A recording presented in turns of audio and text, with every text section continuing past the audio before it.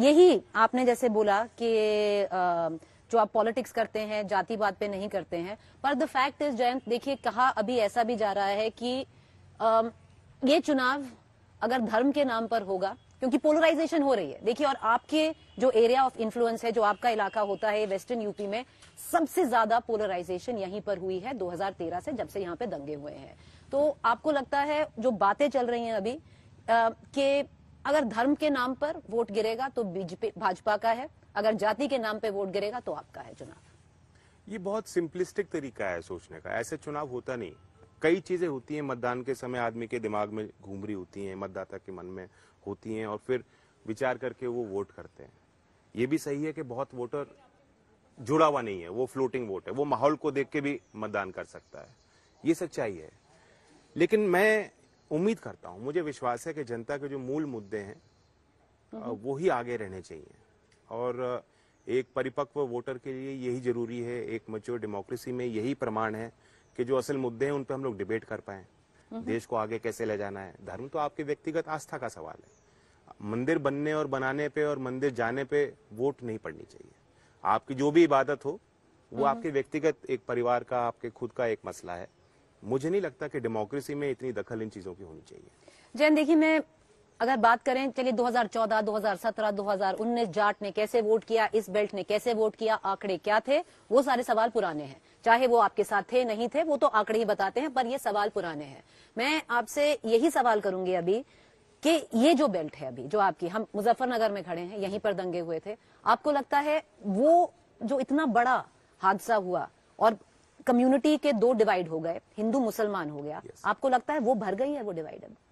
काफी हद तक, काफी हद तक। और मैं इसलिए कह रहा हूं कि ये चीजें जब होती हैं, जो विस्फोट होते हैं, हमारा ध्यान वहां केंद्रित होता है, लेकिन ये तो सिम्टम है। मतलब डिजीज, जो एक्चुअल रोग है वो कुछ और है। जब भी अलग विचार के लोग साथ में रहते हैं, आपने देखा परिवारों में भी झगड़ा हो जाता है।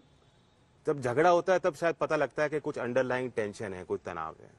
जब रिश्ते सामाजिक, राजनीतिक, व्यापारिक, हर तरीके के रिश्ते जब अच्छे होते हैं, तब एक दूसरे को हम लोग पसंद करना शुरू करते हैं, तब तनाव नहीं रहता। राजनीतिक रिश्ते काफी समय से कमजोर हो रहे थे, एक ध्रुवीकरण चल रहा था। मुस्लिम्स भी चाह रहे थे कि मुस्लिम कैंडिडेट होगा तब हम वोट करेंगे। हमारे दूसरा वर्ग भी एक था जो कह रहा था कि हमें, जो चौधरी चरण सिंह का समीकरण था वो कमजोर होता उनको दिख रहा था, उन्हें लग रहा था हमें वोट नहीं मिल रही, हम उनको वोट दे रहे हैं। दोनों वर्ग यही सोच रहे थे एक दूसरे के बारे में, तो एक अविश्वास पैदा हुआ, और फिर चिंगारी इन्होंने चलाई, और कुछ लोग थे इसमें उनको भड़काने में, तो वो विस्फोट हो गया। लेकिन उसके बाद लोगों को लग रहा है कि फायदा किसका हुआ, नुकसान किसका हुआ, ये भी हिसाब लोगों ने ले लिया है पिछले सालों में। नुकसान सा हम सब का ही हुआ है। चलिए जैन जी, आप जो जिम्मेदारी दी है आपको, काफी बड़ी जिम्मेदारी है। आपके जो ग्रैंडफादर रहे हैं, जो आपके दादा रहे हैं चौधरी चरण सिंह, अभी भी मतलब एक कहावत होती थी मुजफ्फरनगर के गांव में, मैं सुन रही थी कि मतदान के एक रात पहले सबके सपनों में चौधरी साहब आते थे कि वोट आरएलडी को जाना चाहिए। आपसे, क्योंकि आप थर्ड जनरेशन हैं उसमें, आपसे वो कनेक्ट बना है? जाते हैं गांव में, बात करते हैं, बोली इतनी है, ब्रिज वहां पे मथुरा में आपकी बोली अलग, यहाँ पे अलग, इधर अलग अलग है। मथुरा में कहते हैं काहेरो, तो मतलब भाषा ही अलग है बिल्कुल। बट मैं वहां जब मैं एमपी रहा तो बहुत चीजें सीख गया। और मैं आपको बता रहा हूँ कि हम लोग अपने वर्कर्स से बहुत जुड़े हुए हैं। दूसरी पार्टीज में इस तरह का कल्चर नहीं है।